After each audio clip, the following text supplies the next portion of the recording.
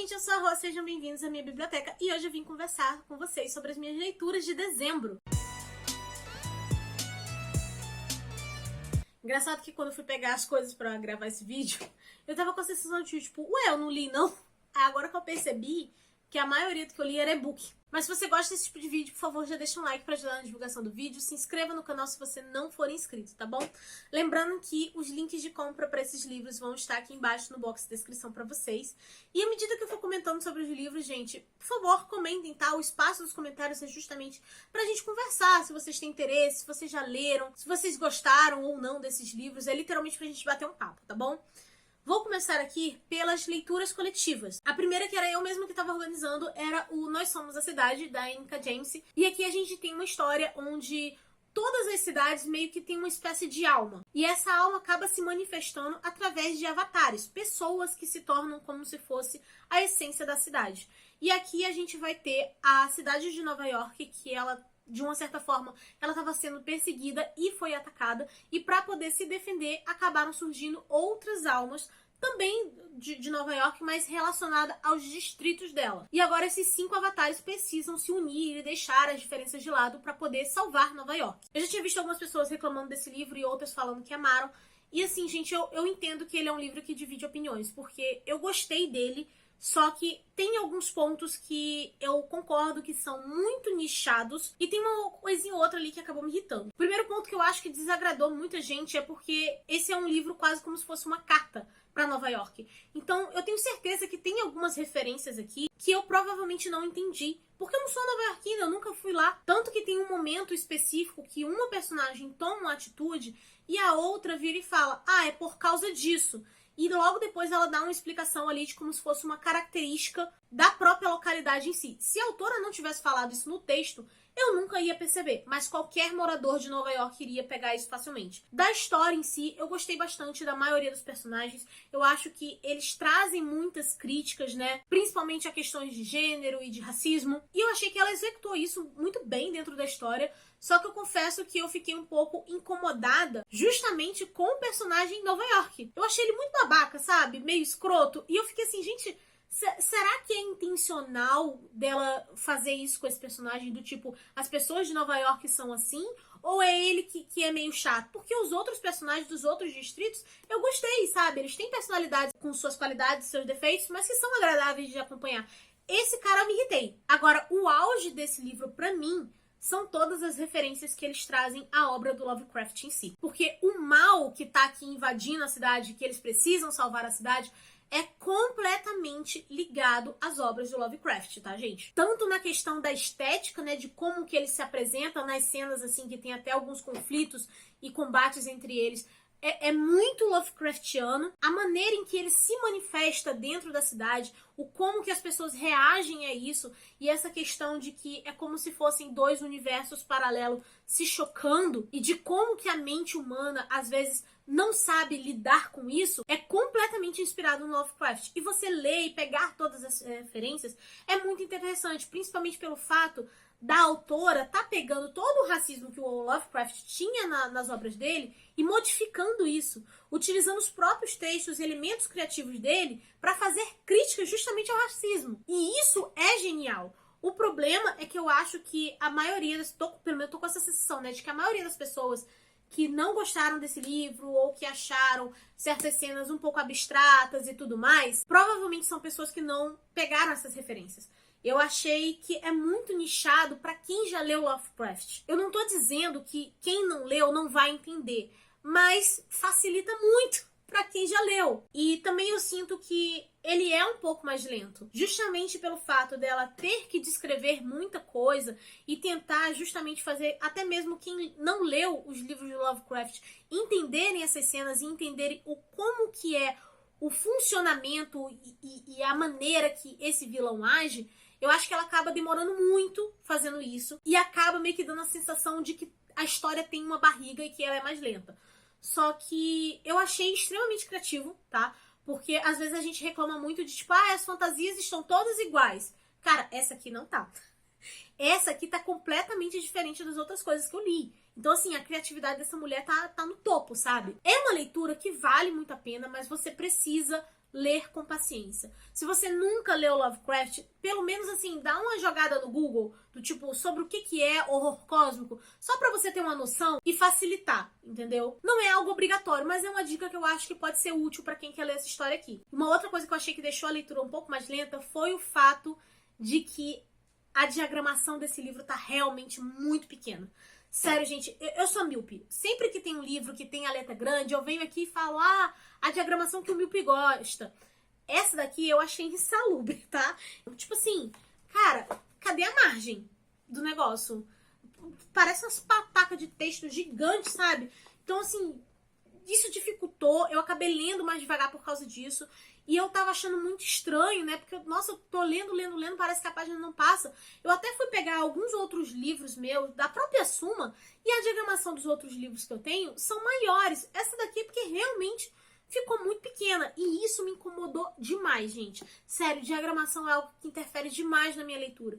Porque eu tenho quase 7 graus de miopia. Então, quanto maior a letra, melhor pra mim. Mas ainda assim, é um livro que eu recomendo. Eu adorei, eu achei ele super criativo, sabe? Eu acho que o problema dele, entre muitas aspas, é porque ele é um livro muito nichado, né? Ele é muito pra nova-iorquinos e pra quem já leu Lovecraft. Não que outras pessoas não possam ler, mas facilita quando você tem algum desses dois pré-requisitos aqui, tá? Outra leitura coletiva que eu estava organizando foi o de como o rei de Elfene aprendeu a odiar histórias. E essa leitura, gente, sério, você faz ela muito rápido, porque apesar de ser um livro que parece assim grande, né, ele é totalmente ilustrado, com aquelas ilustrações de que às vezes pegam a página inteira, sabe? Então é muito rápido de ler. Ela faz parte do universo do Povo do Ar e basicamente é um livro extra falando sobre várias situações relacionadas ao Cárdan. Inclusive, eu recomendaria vocês só lerem esse livro depois de já terem terminado de ler a trilogia do Povo do Ar. Porque dentre os capítulos tem coisas que se passam antes do Príncipe Cruel, durante o Príncipe Cruel, coisas que aconteceram ali no meio de O Rei Perverso e coisas que aconteceram depois de Rainha do Nada. Então sim, você precisa ler os 3 livros para ler isso aqui, até porque eu não acho que ninguém que não tenha lido a série vá se interessar por esse livro. É interessante você conhecer algumas coisas relacionadas ao passado do Cárdan, e por mais que durante a trilogia a gente entenda as atitudes dele, a autora já nos dê coisa de que explicam certas atitudes, aqui é um pontinho a mais. Faz você entender ainda melhor certos comportamentos dele. E também a mudança de comportamento dele quando tem algumas cenas que se passam depois de Rainha do Nada, porque condiz com o amadurecimento dele durante toda a série. Então, esse é um livro específico para quem leu a série, gostou e tá com saudade dos personagens. Não vai ter nada muito novo, sabe? Muito assim, tipo, meu Deus, eu preciso ler. Mas é gostosinho pra você se divertir e pros fãs da série, tá bom? Aí a outra leitura coletiva que teve, e eu só participei, tá? Eu não organizei, ela era do time da LX, foi do livro Kim Ji-young, eu acho que é assim que pronuncia, não tenho certeza, Nascida em 1982. E assim, esse livro, ele é muito interessante da gente ler, justamente pra desmistificar muita coisa que a gente acredita a respeito da Coreia. Com certeza, gente, tem filmes e séries que mostram a realidade da Coreia do Sul, mas os mais populares que a gente vê por aí são muitos doramas, os romances, as histórias bonitinhas, sabe? Essa coisa toda. E isso não é muito bem a realidade de lá. A realidade de lá é muito mais cruel, principalmente com a mulher. E nesse livro aqui mostra muito bem isso, tá? Porque a gente vai ter essa protagonista que, em determinado momento, ela começa a falar e agir como se ela fosse outras mulheres, como se ela fosse a voz dessas outras mulheres, tanto vivas quanto mortas. E no decorrer do capítulo a gente vai conhecer toda a história dessa protagonista, né? Desde a infância dela, a adolescência, a vida adulta, logo ali quando ela começou a trabalhar, casamento e coisas do tipo. E a gente vai vendo como que o machismo do local afeta as mulheres, de como que elas são sempre silenciadas. E que lá, de certa forma, é uma coisa cultural que as mulheres estão tentando combater no decorrer dos anos. E o final dele eu achei um pouco frustrante, não no sentido de que o livro é ruim, mas no sentido de que ele mostra uma atitude real e meio que comum aos homens de lá. Só que aquela coisa, gente, apesar dele ter esse elemento meio que de realismo mágico, dela falando como se fosse outras mulheres, sem saber o que tá acontecendo com ela, não vai ser explicado, tá? É literalmente como se fosse uma metáfora sobre tudo que as mulheres passam. Então, assim, não crie expectativas a respeito disso. É literalmente um livro que ele é completamente com a intenção de ser uma crítica à sociedade coreana. Vale a pena, sabe? Ele tira muito essa ilusão de que a Coreia do Sul é um lugar maravilhoso. Ele não é tão longo, então assim, dá pra você pegar super rápido. Só que é aquela coisa, é um tipo de leitura que ela traz muita realidade. Então você fica com muita raiva quando você tá lendo. Nossa, eu li aquilo ali e eu pensava assim, cara, a mulher coreana não tem um dia de paz, entendeu? Tava com ódio de todos os homens lendo esse livro. Mas assim, ele traz aquela verdade nua e crua. Ah, um livro que eu já tava devendo a leitura há muito tempo era Senhor das Moscas. Finalmente li. E assim, realmente ele é um livro bem marcante, tá? Eu acho que eu só não me impactei tanto assim, porque eu já tinha lido e assistido outras coisas que eram inspiradas nele. Então, assim, não tem exatamente o elemento da novidade, porque meio que eu já sabia o que iria acontecer baseado em outras histórias. Aqui a gente vai ter um grupo de garotos que acabou caindo de um avião nessa ilha e eles estão tendo que sobreviver. E aí a gente vai ver meio que como se fosse uma metáfora justamente sobre o amadurecimento deles tentando se organizar minimamente como uma espécie de sociedade com divisões de tarefas até que chegue o resgate. A gente vê muito a questão da diferença de conflito do que eles querem fazer de brincadeira, porque bem ou mal ainda são crianças, com a questão da responsabilidade com as atividades que eles têm que fazer para se manter ali. Então isso tudo pega muito como uma metáfora de amadurecimento, de crescimento, e também acaba trazendo algumas críticas à própria natureza humana, porque por mais que eles estejam tentando se organizar ali, eles não estão exatamente dentro da sociedade. Então isso acaba trazendo à tona muitos instintos primitivos dentro desses garotos e também uma briga por poder entre eles, entre o próprio grupo. E gente, mesmo sendo um clássico, o livro não é tão longo, a escrita flui muito bem, tá?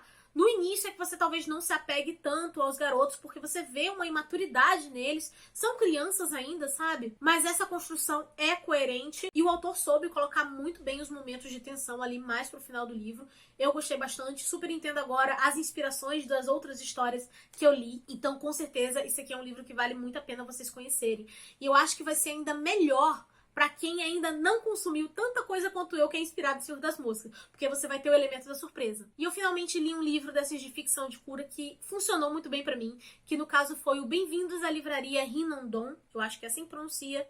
Não sei, gente, não falo coreano. E esse livro eu achei ele bem pé no chão. Porque aqui a gente tem uma personagem que ela sai do mundo corporativo pra criar uma livraria pra ela, que era o sonho dela mesmo, inclusive isso só é possível porque ela fez muito dinheiro dentro do mundo corporativo. Só que eu achei que não é glamourizado essa questão da livraria. Porque, por exemplo, já teve situações aqui que eu virei e falei que as pessoas daqui, pensando no Brasil, tá? Ai, porque a livraria fechou. Você compra livro lá? Você passa tempo lá? Não. Você só vai tirar uma foto e acabou. É isso que as pessoas fazem aqui. Esse tipo de história funciona lá porque é um país pequeno. E mesmo assim, o texto traz coisas muito realistas, do tipo o próprio dono virando e falando: ah, eu não sei por quanto tempo eu vou conseguir manter a livraria, as coisas estão se digitalizando, muitas pessoas não têm mais interesse, a gente precisa ficar fazendo constantemente eventos para tentar chamar o público, coisas para chamar a atenção. Tanto que nessa mesma livraria a mulher tem um café, ou seja, aquilo ali é como se fosse uma renda. E aí às vezes a pessoa que tá ali tomando um café acaba comprando um livro. Então isso eu achei bem legal, não é aquela coisa romantizada que tem em muitos livros. E à medida que a gente vai acompanhando os personagens ali, a gente percebe que é um livro que vai estar tratando muito sobre objetivos de vida. A gente tem um garoto que tá assim na escola, mas ele ainda não decidiu o que ele quer fazer de faculdade, sabe? E ele se sente pressionado referente a isso. A própria dona da livraria tava no meio em que ela ganhava muito dinheiro, mas era extremamente desgastante pra ela, tanto física quanto mentalmente. E tiveram momentos que eu achei bem pertinente a discussão a respeito de que às vezes você precisa abrir mão de uma coisa que realmente te dá muito dinheiro para você ter um pouco de sossego. Inclusive, apesar de ser um outro país, uma outra realidade, né, acabou me fazendo refletir muito a respeito do que estava sendo falado esses últimos dias aí, a respeito da escala 6x1, porque tinha personagens aqui que estavam na livraria comentando justamente isso, tipo, não, eu só quero ter uma vida digna, eu quero um emprego que não precise me dar rios de dinheiro, mas que eu consiga trabalhar para poder ter dinheiro e curtir com a minha família, sabe? Esse tipo de coisa. Então, ele não tá te vendendo uma cura milagrosa, uma receita de como a vida é maravilhosa. E até em momentos que, tipo, você quer isso, então você vai ter que abrir mão daquilo, mas vai ser difícil. Então, assim, eu achei ele muito pé no chão. E eu gostei muito dele por causa disso, sabe? Ele não é essa coisa romantizada dos outros livros. Inclusive, eu acho que a respeito do criar uma livraria, né, nesse contexto aqui, eu acho que funciona justamente porque é na Coreia. Eu não consigo visualizar alguém conseguir criar esse ambiente de conforto aqui no Brasil, que é um país imenso, e dar certo, sabe? Mas eu realmente consegui tirar muita coisa, muitas reflexões positivas desse livro. Eu acho que esse foi literalmente o único livro desses de literatura de cura que eu realmente gostei, que eu realmente achei uma boa história, sabe? Que foi uma boa leitura e que eu recomendo. Aí eu fui ler A Sociedade Super Secreta de Bruxas Rebeldes, porque tinham falado que ele era desse gênero cozy fantasy. Então eu queria realmente uma coisinha fofinha, bonitinha, pra relaxar. E aqui a gente tem uma bruxa que, na verdade, ela finge ser bruxa na internet pra poder ganhar visualização ali e tudo mais, até o momento que realmente entra em contato com ela, dizendo assim, olha, eu sei que você é uma bruxa e tal, tô com 3 crianças aqui bruxas que eu preciso de orientação. E ela meio que tenta disfarçar, tipo assim, não, é só um personagem da internet. Mas ela acaba indo lá, conhecendo essas crianças e tudo mais, e acaba meio que se tornando uma espécie de professora para essas crianças. E, gente, essa parte, ela é muito bonitinha, tá? Porque a gente vê 2 crianças aceitando essa moça muito bem, a outra com o pé atrás, então é aquela criança que tem que ser conquistada aos poucos. As pessoas, né, os adultos que trabalham nesse local, que cuidam dessas crianças, são personagens realmente, assim, cativantes. E tem um cara que meio que a gente sabe que vai ser o parzinho romântico dela. Aí tem uma questão. Ele foi o que eu menos gostei, tá? Eu gostei dos outros. Esse livro eu achei que ele acabou se focando muito mais no romance. E isso me incomodou, sabe? Porque, assim... Eu já falei pra vocês que pra eu gostar de um romance, eu preciso me apaixonar pelo personagem junto com a personagem, sabe? E esse cara não me conquistou. Ele é básico, sabe? Ele tem até aquele perfilzinho mal-humorado e tudo mais, bonito. Só que ele não tem nada demais. E como esse livro ele é todo nessa estética cozy fantasy, bonitinho, tem um momento que esses dois acabam tendo uma cena, né, mais quente ali. E pra mim tinha que ser a cena do tipo assim, e se amaram a noite toda. Não sei pra que descreveu, porque fugiu muito do tom. E assim, não tem nada de errado com essa cena de sexo. Ela é bem de boa, sabe? Tranquila. Só que, tipo assim, parece que ela tá meio nada a ver. Parece que ela não combina com nada do livro. Aí, no final, teve uma revelação ali que eu fiquei tipo, meu Deus, não tava esperando isso. Mas as resoluções pra essa coisa, eu não curti tanto. Eu achei que foi muito rápido. Aí eu fiquei, poxa, mas se vocês iam me dar essa surpresa, trabalhasse mais o desenvolvimento e a resolução dela durante todo o livro do que ficar só no romance. E aí eu achei que esse livro acabou sendo muito superestimado pelas pessoas, porque eu realmente tinha visto várias pessoas elogiando, amando, 5 estrelas e tudo mais. Eu tava até meio assim, porque eu pensei, nossa, queria o livro físico, né? Mas eu acabei lendo ele pelo Kindle Unlimited mesmo. E assim, agora que eu terminei de ler, eu tô tipo assim, nossa, ainda bem que eu não gastei o dinheiro, sabe, pra comprar um livro, porque provavelmente ia ser um livro que eu ia me desfazer logo depois. E por último, eu acabei lendo Um Conto Sombrio dos Greens, que é uma espécie de releitura da história de João e Maria. Esse livro me deu uma sensação de que ele é uma coisa meio episódica, sabe?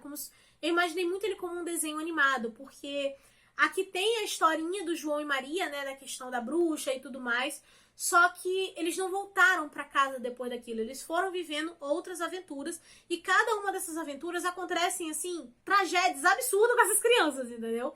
E tem um tom de narrativa muito engraçado, porque o narrador vira e tá contando a história e do nada ele vira assim, gente, vocês já tiraram as crianças da sala? Porque a história vai começar a ficar pesada agora. E o bom desse livro, gente, é que ele, apesar de fazer parte de uma série, ele tem um final. Tanto que o segundo livro é um outro conto de fada, outro personagem, sabe? Então esse aqui é completinho, dá pra vocês lerem tranquilo.